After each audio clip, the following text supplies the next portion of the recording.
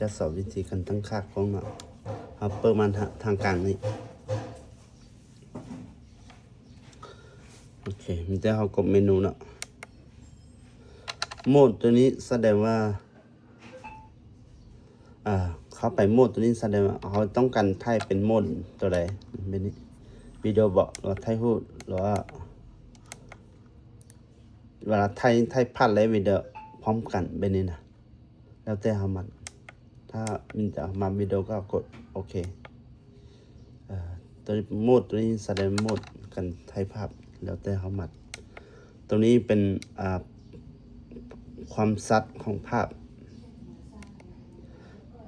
ตัวนี้เราเอาตัวสุ่มสุดมันเพื่อมันจึงให้มันแจ้งคมชัดนะครับวิดีโอซีรีส์นั้นเวลาไทยนี่ฮะอย่าได้ไทยภาพเดียวบอกหรือว่าเวลาไทยมันได้ส่งสัมผัสพร้อมกันซื้อนี่เอาที่ภาพเดียวก็ได้โอเคนะตัวนี้เราไม่จำเป็นจะไปตั้งค่าก็ได้อันนี้วิดีโอเล่น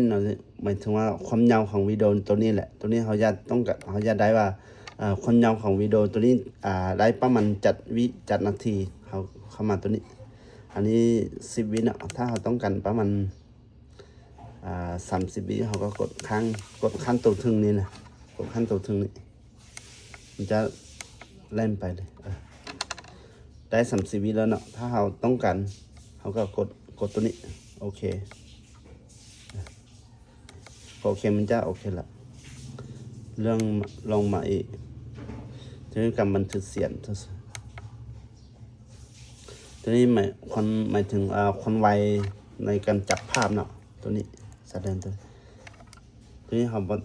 จำเป็นตามเขาเอาตามงานตามมาเลยมีแต่เขาไปตั้งวันที่ตัวนี้แต่อันทันตัวนี้เอาไปตั้งก็โอเค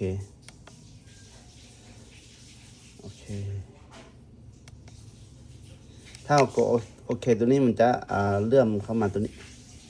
ที่เดือน7เนาะใกล้แล้วโอเคนี่วันที่เท่าไหร่วันที่9ผมบ่จืดโอเคก็โอเคอีกโอเคตัวนี้มันจะเริ่มจับมองอันนี้นะ8 โมงบ่โอเคเป็นเท่าไหร่38แบบนี้ก็ได้ก็เรื่องก็ให้เขาโอเคให้เขาโอเคตัวนี้แล้วเขากดตัวนี้ปุ่มช็อตตัวนี้หมดไหมกดปุ่มตัวนี้บ่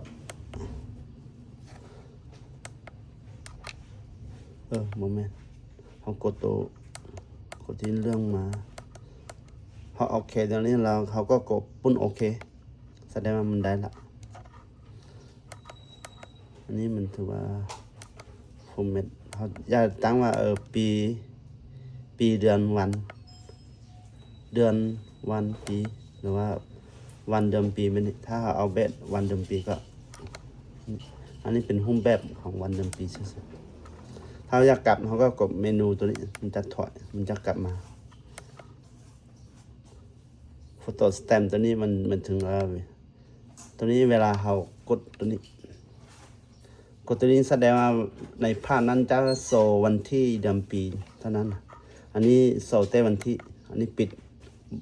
ภาพมันจะไม่มีวันที่อยู่ในภาพหรือว่าในวิดีโอนะคือให้แนะนำตั้นตัวนี้โอเคดีกว่าเพื่อให้เขารู้ว่าภาพตัวนี้ถ่ายในเวลาใดจัดนาทีชั่วโมงใดตัวนี้ให้กดตัวนี้ครับ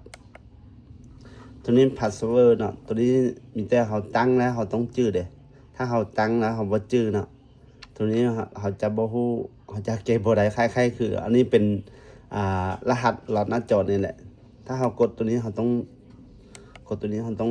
องจื้อว่ารหัสที่เขากดไปมันเท่าไหร่เขาต้องฮู้ตัวนี้ถ้าเขาบ่ฮู้มันบ่ต้องไปใส่เด้อตัวพาสเวิร์ดโปรเทคตัวนี้อันนี้ฟอร์แมต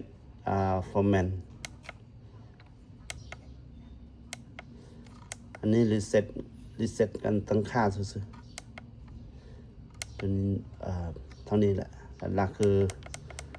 ตัวนี้ความยาวของวิดีโอกัดวันที่เท่านั้นถ่ายก็กดเมนูก็ถอยละอันนี้วิธีการตั้งค่ากล้องนะอันใดถ้าบอกเข้าใจบอกชัดเจนก็โทรหาเลยเพราะเขาเป็นคนสุภาพก็อธิบายบอกค่อยชัดประเด็น